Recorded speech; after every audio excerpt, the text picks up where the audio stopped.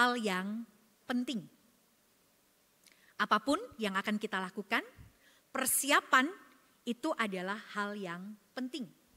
Kalau kita mau rencana-rencana kita berjalan dengan baik, berarti kita juga harus melakukan persiapan yang baik. Itu sudah logikanya. Kalau mau segala sesuatunya berjalan baik, berarti persiapan yang harus kita lakukan pun juga harus baik. Mulai dari hal-hal biasa, hal-hal rutin dan sehari-hari seperti masak misalnya, itu juga butuh persiapan. Jangan dipikir persiapan masak itu mulai dari belanjanya, mulai dari membersihkan bahan yang mau dimasak, tidak. Persiapan itu kalau ibu-ibu seperti saya biasanya mulai dengan bertanya pada orang seisi rumah. Pah, mau makan apa hari ini?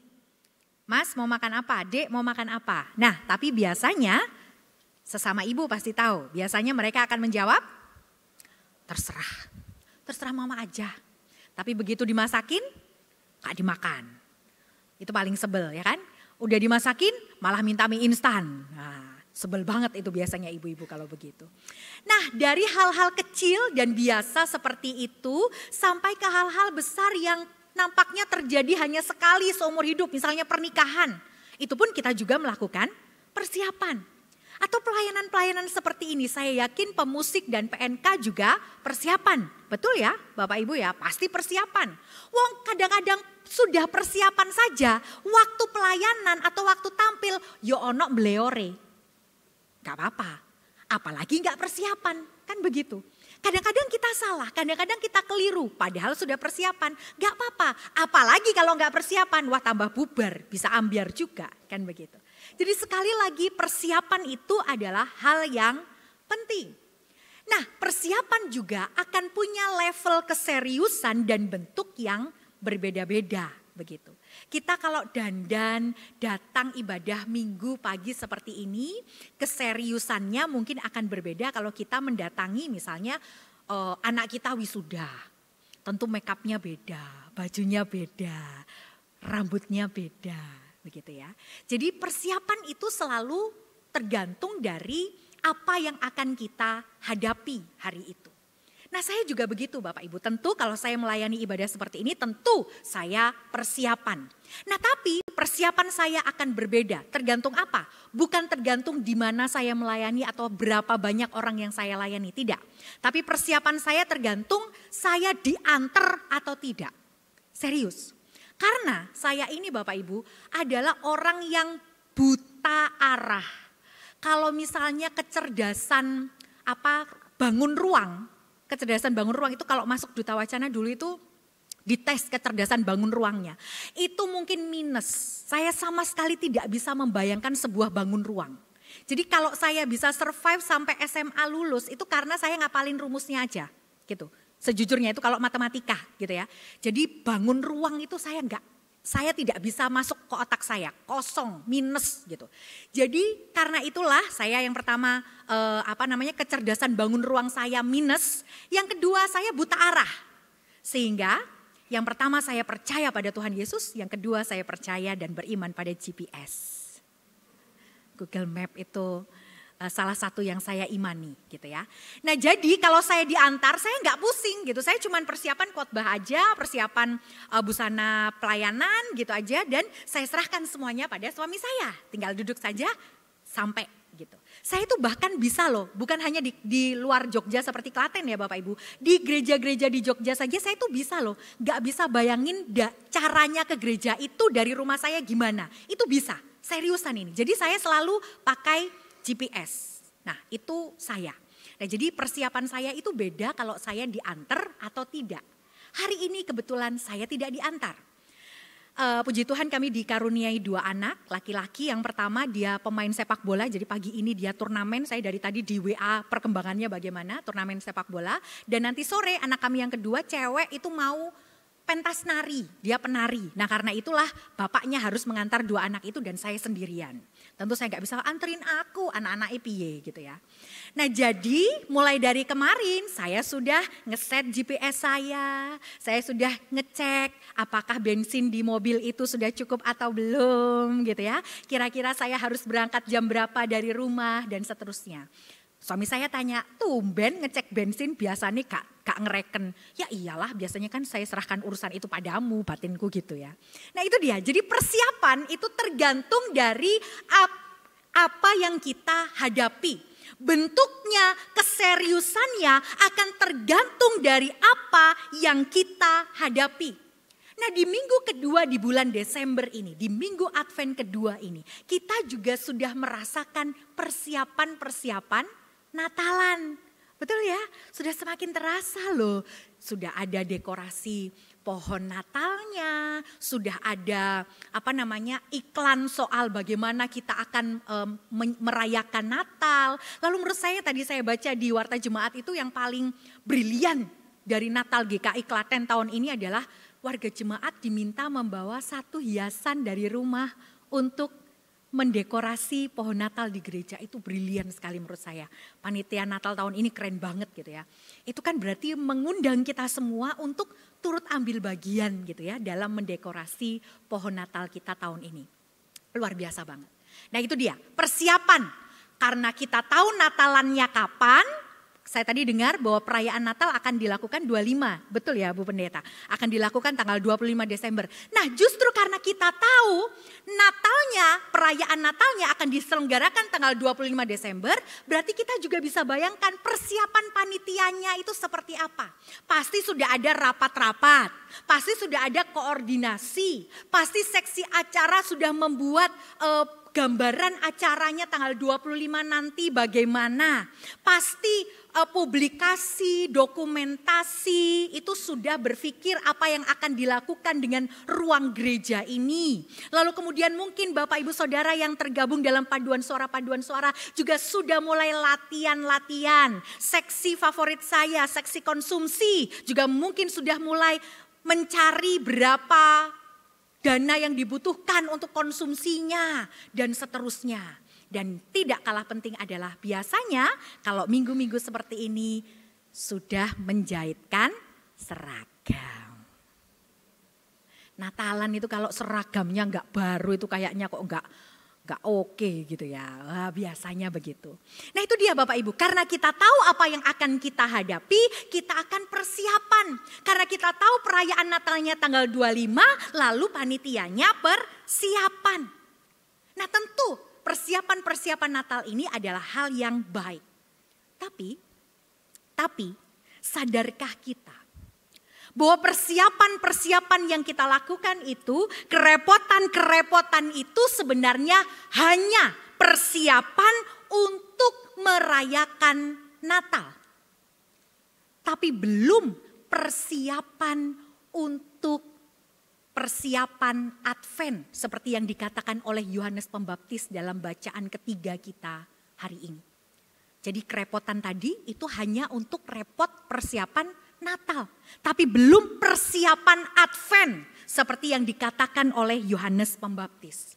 Karena sebenarnya Bapak Ibu Saudara, masa Advent memang artinya adalah masa penantian, masa menunggu. Nah seringkali yang ada di benak kita, yang ada dalam pikiran kita sebagai orang Kristen, kalau dekorasi kita di gereja itu sudah mulai ungu, stolannya pelayan ibadah itu sudah mulai ungu, dekorasinya itu sudah mulai ungu, ini sebentar lagi Natalan kita. Wah, seragam anyar gitu. Mungkin itu yang kita bayangkan. Tapi sebenarnya Advent itu bukan hanya menanti perayaan Natal saja. Tapi sebenarnya ada hal yang kedua yang kita nantikan dalam masa Advent. Yang pertama, masa Advent kita memang menantikan perayaan Natal. Menantikan perayaan kedatangan Kristus yang pertama yang sudah terjadi. Tapi jangan lupa, masa Advent ini juga kita sedang menanti hal yang kedua. Yaitu kita menanti datangnya parusia. Kita menanti kedatangan Kristus yang kedua yang akan terjadi. Nah kalau Penantian yang pertama ini pasti ada panitianya, pasti. Masalahnya yang kedua ini, kita nggak bisa bikin kepanitiaan. Ada di antara Bapak Ibu Saudara yang mau jadi panitia penyambutan kedatangan Kristus yang kedua? Wah susah. Karena apa? Karena kita nggak tahu kapan.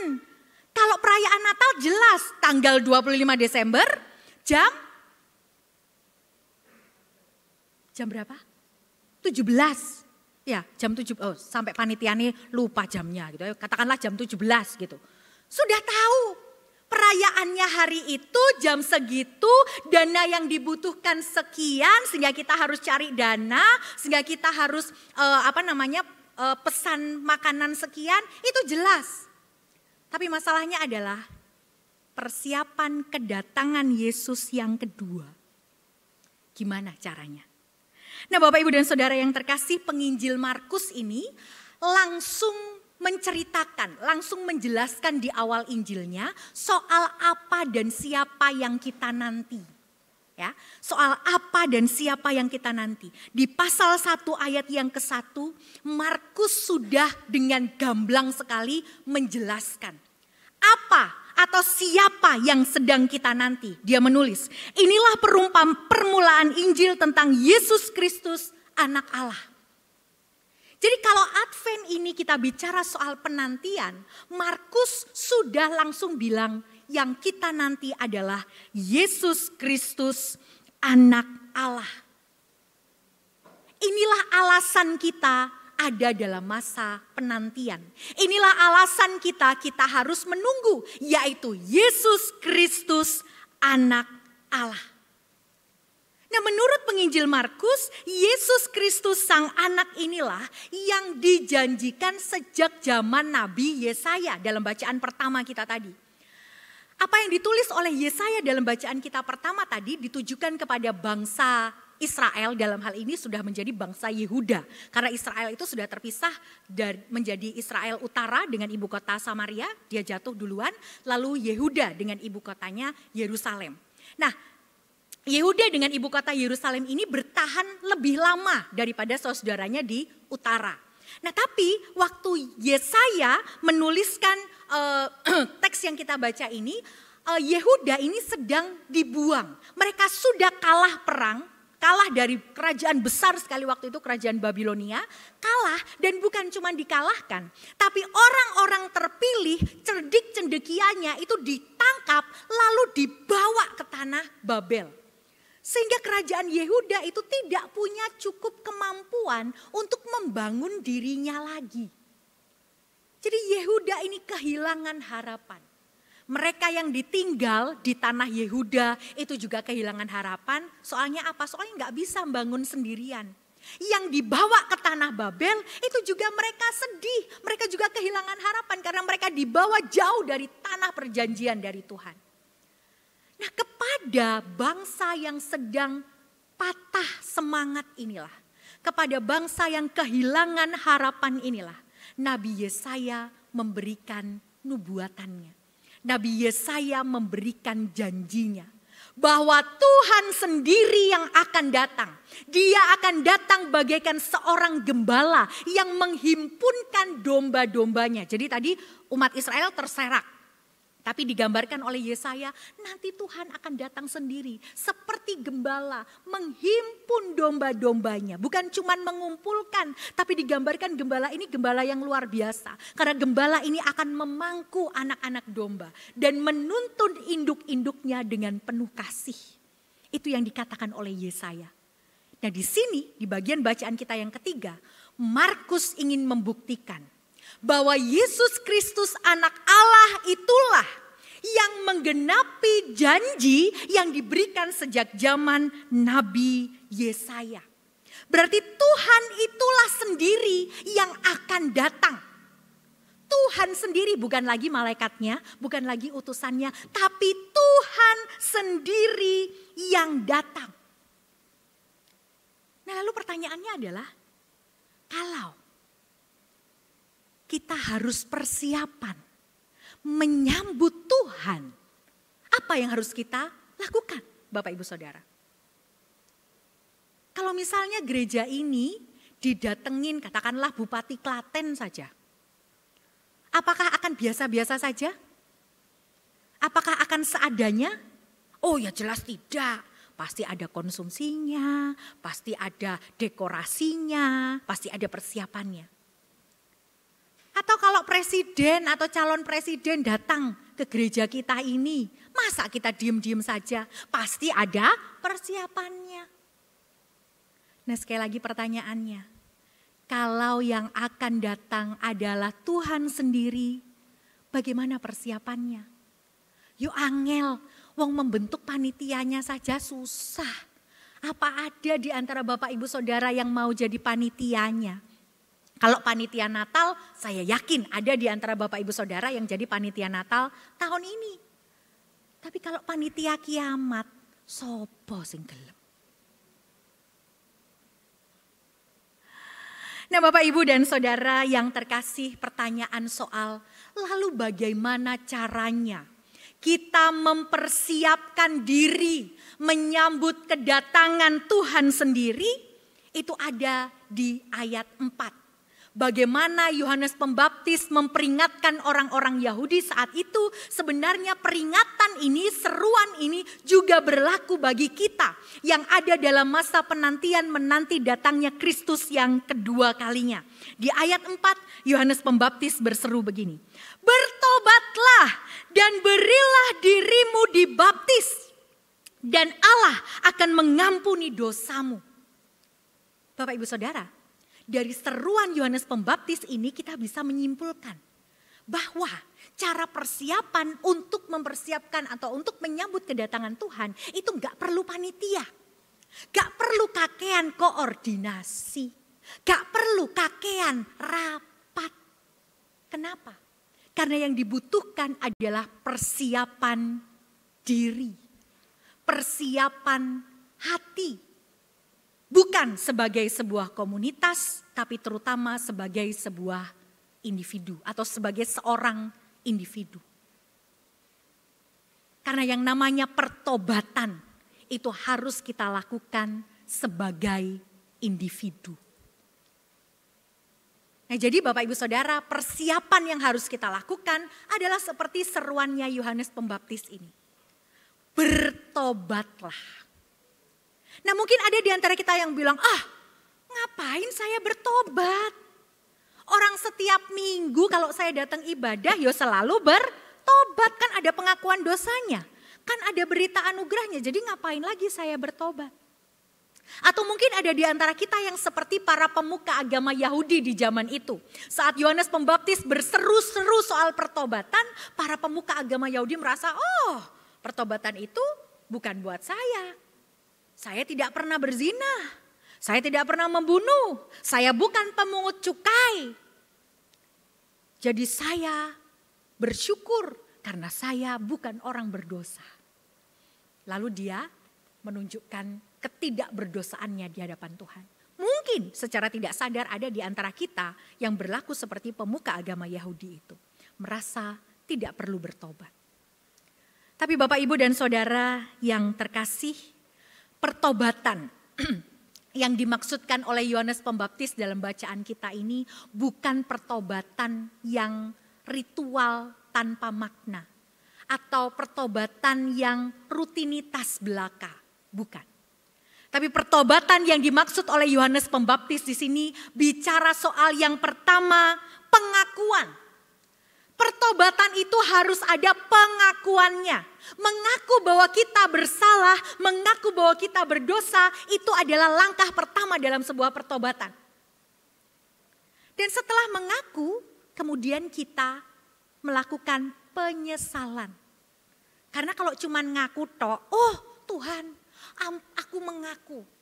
Karena saya ini sukanya ngerasani tonggoku Tuhan. Saya tak mengaku. Tapi berhenti di situ saja tanpa ada penyesalan, bukan pertobatan. Jadi setelah pengakuan lalu ada penyesalan. Iya Tuhan, saya tahu saya salah. Harusnya saya enggak ngerasani tonggoku itu, Mas Yon jawengkelno. Gitu. Misalnya begitu, penyesalan. Nah, barulah setelah ada pengakuan, ada penyesalan, dua hal inilah yang membuahkan pengampunan. Jadi kita nggak bisa langsung ekspres lewat jalan tol minta pengampunan, tapi nggak mau pengakuan dan penyesalan. Tapi sekali lagi pertobatan itu terdiri dari 3 step itu tadi. Ada pengakuan, penyesalan, dan barulah diberikan pengampunan. Nah Bapak Ibu dan Saudara yang terkasih, inilah yang harus kita lakukan, yaitu pertobatan. Bukan hanya pertobatan yang rutin belaka atau ritual tanpa makna, tapi pertobatan yang sungguh-sungguh datang dari setiap hati kita. Bagaimana kita mengakui kesalahan kita, bagaimana kita menyesali kesalahan kita, dan dari pengakuan dan penyesalan itulah kita diberikan pengampunan. Nah Bapak Ibu dan Saudara yang terkasih, pertanyaan reflektifnya bagi kita sekarang. Sudahkah kita mulai persiapan kita? Bukan hanya persiapan perayaan Natal atau perayaan kedatangan Yesus yang pertama yang sudah terjadi. Tapi sudahkah kita melakukan persiapan untuk menyambut kedatangan Kristus yang kedua? Kita memang gak ada yang tahu soal kapan atau bagaimana Kristus itu akan datang lagi. Dan kalau boleh jujur saya bilang itu bukan urusan kita Bapak Ibu Saudara.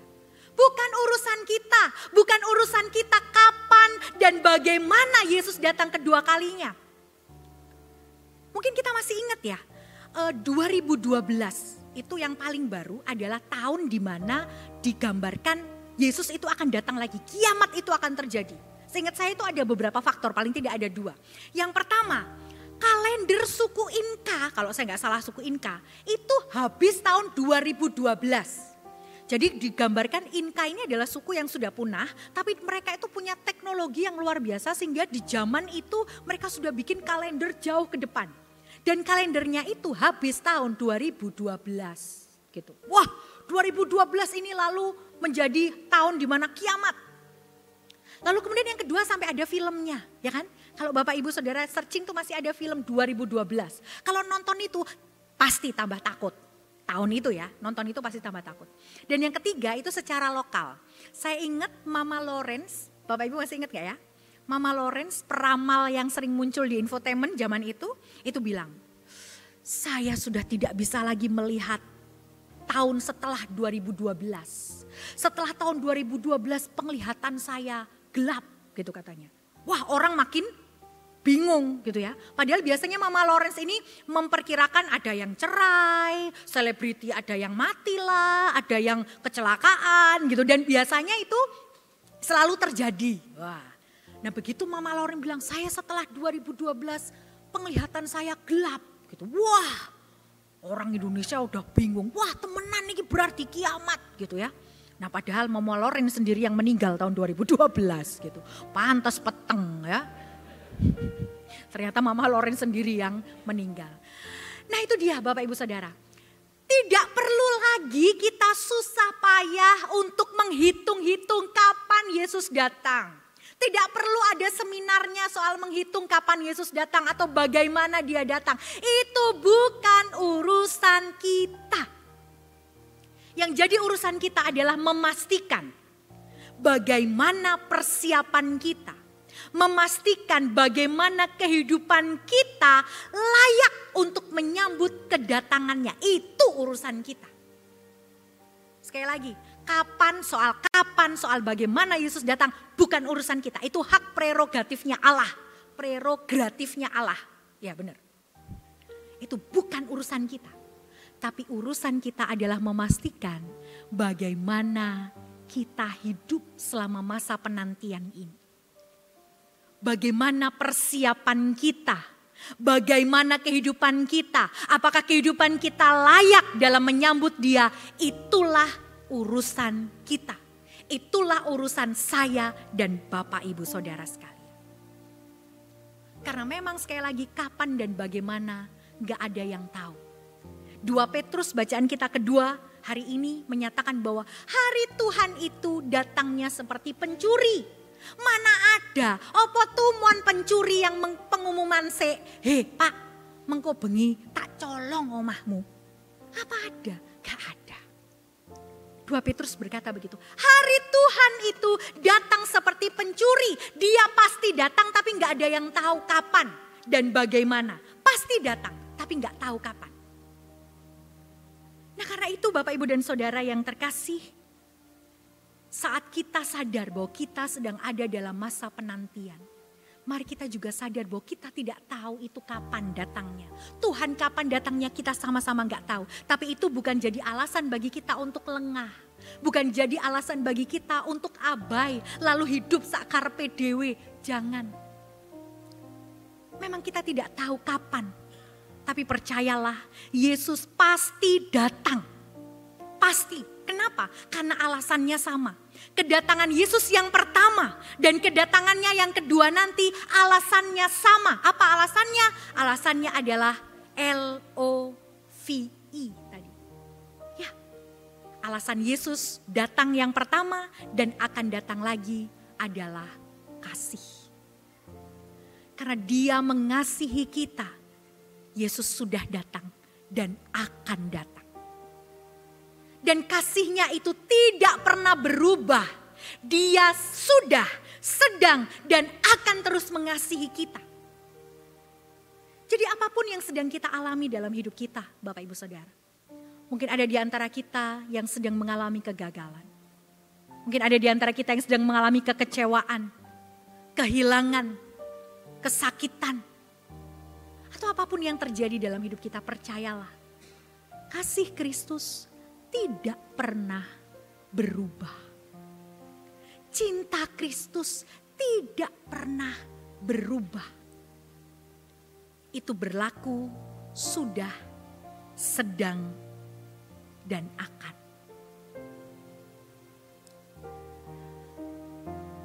Karena itu sekali lagi, di minggu Advent yang kedua ini, mari kita meneliti diri.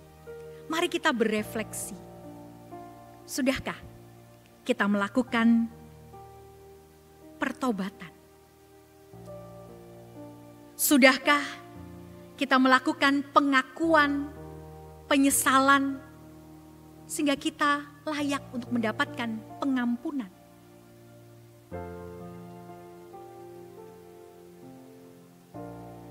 Karena pertobatan inilah yang harus kita lakukan sebagai persiapan.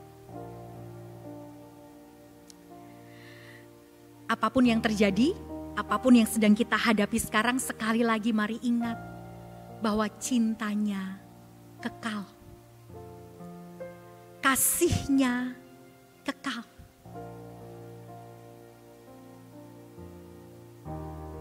Karena itu, saya mengajak kita untuk merespon cintanya.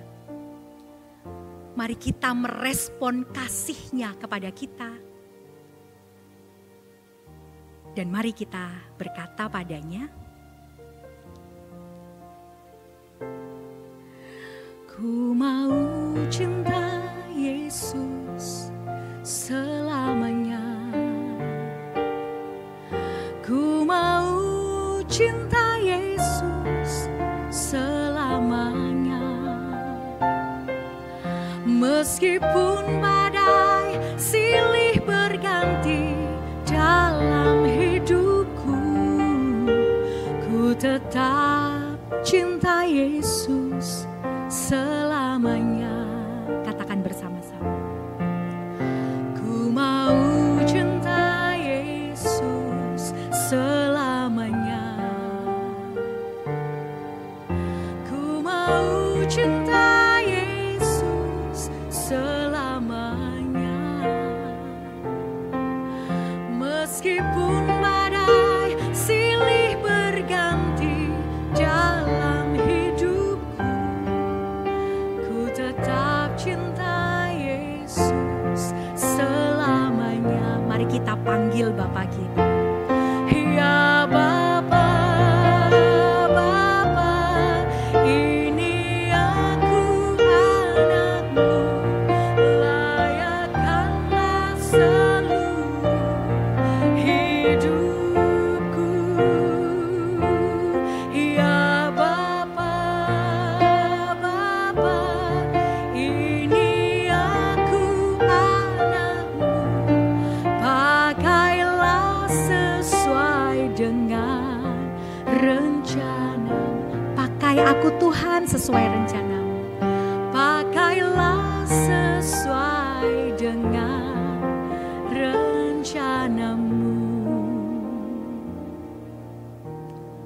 Amin. Saat teduh bagi kita sekali.